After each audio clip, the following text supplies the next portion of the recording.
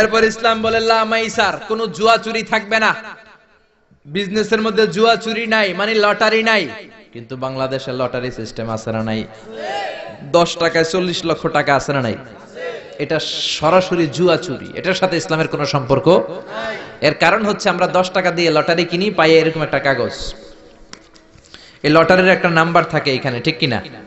আর লেখা আছে 10 টাকায় প্রথম পুরস্কার 40 লক্ষ টাকা। লক্ষ লক্ষ মানুষ 10 টাকা দিয়ে এটা কিনে।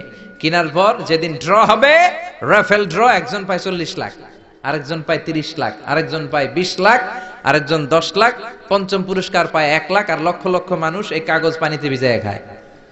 চিল্লায় কোন ঠিক কিনা? এটার নাম হচ্ছে জুয়া চুরি, এটা জায়েজ নাই। কিন্তু এই লটারির কাগজের সাথে যদি আপনার একটা কলম দিয়ে দেয়, এটাকে জায়েজ করার সিস্টেম আছে। এই 10 টাকার লটারির, যখন আপনি লটারিটা কিনবেন, আপনাকে যদি একটা কলম দিয়ে দেয়, তাহলে কেমন যেন আপনি 10 টাকা দিয়ে একটা কলম কিনলেন। এটা ব্যবসা, এটা হচ্ছে ব্যবসার সূরা, এটা জায়েজ আছে না নাই? তার মানে লক্ষ লক্ষ মানুষ যখন লটারি কিনলো, সাথে পেল একটা কলম। এরপরে ড্র হওয়ার পরে একজন পাবে 40 লাখ, আরেকজন 30 লাখ, একজন 20 লাখ, আরেকজন 10 লাখ, আর লক্ষ লক্ষ সবাই পাইছে একটা করে কলম। তার মানে আমরা সবাই কিছু না কিছু পাইছি। চিল্লায় কোন ঠিক কিনা? এই সিস্টেমে যদি করেন, তাহলে এটারে বৈধ করে দিবে কে?